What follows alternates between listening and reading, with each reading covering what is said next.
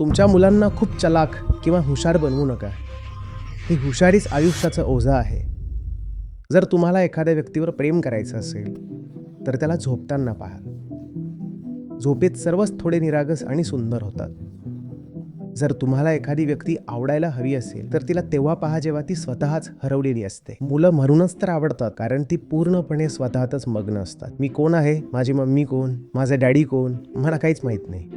मुलं जेवढी लहान असतात तेवढी ती स्वतःत हरवलेली असतात. तुम्ही अगदी लहान मुलं पाहिली आहेत का?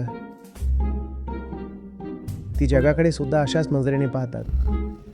हे काय आहे, ते काय आहे, इथे काय आहे, तिथे काय आहे. लहान मुलं असं असतं, ते अगदी असंच उघडं वागडं फिरत असतं आणि मग ते मोठं होतं. ए नंगू, शेम शेम. भोळेपणाचा अर्थच हा आहे, जे आहे ते आहे. आता त्यात लपवण्यासारखं काय आहे? जो स्वतःत हरवून जातो तो खूप सुंदर होतो. तुमच्या मुलांना खूप चलाख किंवा हुशार बनवू नका. संतांनी सुद्धा यावर खूप गायलंय की ही हुशारी आपल्या डोक्यावरून कशी उतरवू. ही हुशारीच आयुष्याचं ओझं आहे.